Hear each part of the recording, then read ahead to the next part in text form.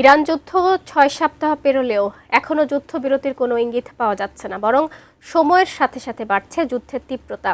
এর মধ্যে আলোচনা ইরানের অত্যাধুনিক ক্ষেপণাস্ত্রের বিশাল মজুদ, জানিয়ে রীতিমতো চিন্তায় যুক্তরাষ্ট্র এবং ইসরায়েল। তেহরানের অস্ত্র ভান্ডার নিয়ে বিস্তারিত জানাচ্ছেন রিশাম সাহাব।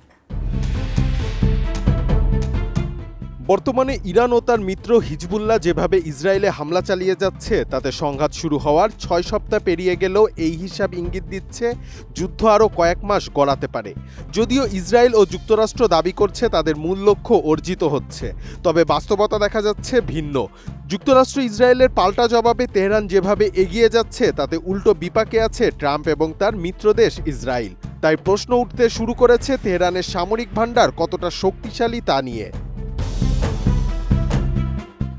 ইরানের সামরিক ভান্ডার নিয়ে বেশ চিন্তায় পড়েছে তেল আবিবও।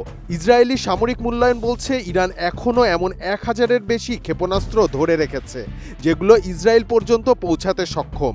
অন্যদিকে লেবানন ভিত্তিক সশস্ত্র গোষ্ঠী হিজবুল্লাহর অস্ত্রভান্ডারে রয়েছে প্রায় ১০,০০০ স্বল্পপাল্লার রকেট।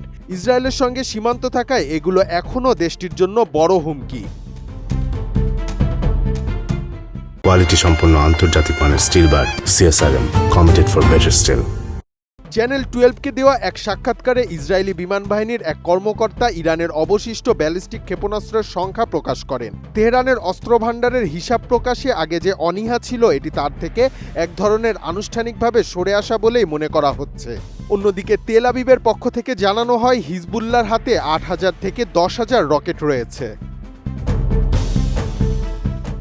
চ্যানেল 12কে দেওয়া সাক্ষাৎকারে ওই কর্মকর্তা আরও জানান, তেহরান পার্বত্য অঞ্চলে থাকা বহু টানেল সাইলো থেকে ক্ষেপণাস্ত্র ছুড়ছে, যেগুলো আগেভাগে ধ্বংস করা কঠিন।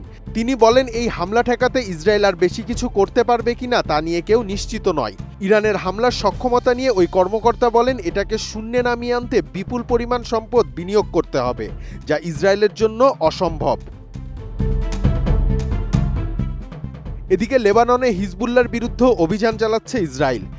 ইসরায়েল যুদ্ধ শুরুর 2 দিন পর সীমান্ত পেরিয়ে রকেট হামলা চালিয়ে এই ফ্রন্ট আবার সক্রিয় করে তেহরানের এই মিত্র।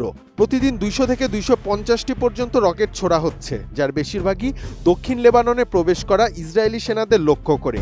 এছাড়া IDF-এর এক মুখপাত্র নিশ্চিত করেছেন, হিজবুল্লাহর অবশিষ্ট রকেট সংখ্যা নিয়ে তেল আবিব যে তথ্য দিয়েছে সেটি সঠিক। ইরানের হামলার পর থেকে যুক্তরাষ্ট্র এবং ইসরায়েলের ধারণা ছিল এই যুদ্ধে পিছু হটে যাবে তেহরান।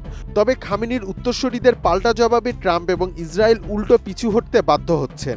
এই সংঘাতের শুরু থেকে ওয়াশিংটন এবং তেল আবিব তেহরানের সামরিক সক্ষমতাকে পাত্তা না দিয়ে উল্টো বিদ্রূপে মেতেছিল। তবে বর্তমানে পরিস্থিতি এমন দাঁড়িয়েছে, যুক্তরাষ্ট্র এবং দখলদার ইসরায়েল বাহিনী এখন বাধ্য হচ্ছে নতুন করে হিসেব নিকেশ করতে। রিশাম সাহাব, ATN নিউজ।